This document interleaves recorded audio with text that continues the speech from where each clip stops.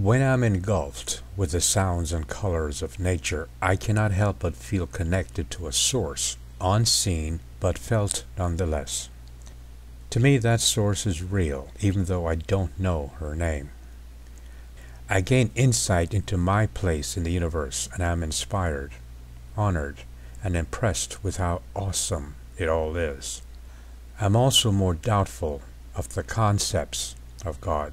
Concepts, mind you. Angry, in fact. At the moment, the destruction of the Inca book comes to mind, a culture desecrated, destroyed, at the insistence of God, supposedly. My drop of Indian blood boils as I think about it.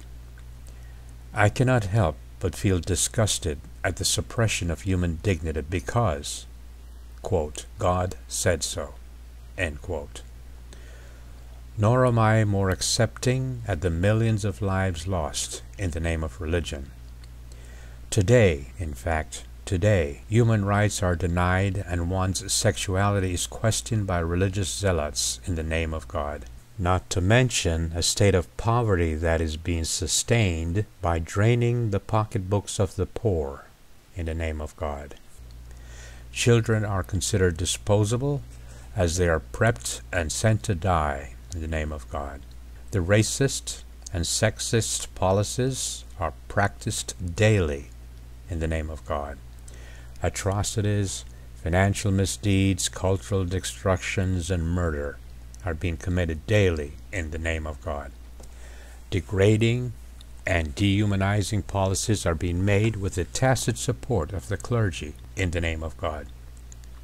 History has suggested that genocide committed with a wink and a nod from the holiest, God's most fervent spokesman in the name of God. So, I am not religious by any means, but I cannot help but feel an affinity to this book because of the timeless wisdom it contains. It makes no difference to me who authored these words. I simply do not worship men, no matter how glorified they are. It does matter how I apply the knowledge enclosed. It was never about the messenger anyway, and I've always been about the message. Of course, I speak of the books attributed to Solomon. As one who appreciates beautiful stories, I am impressed with the stories contained in this book. The Book of Ruth comes to mind. Whether it is fiction or based on facts does not compromise the quality of the tale.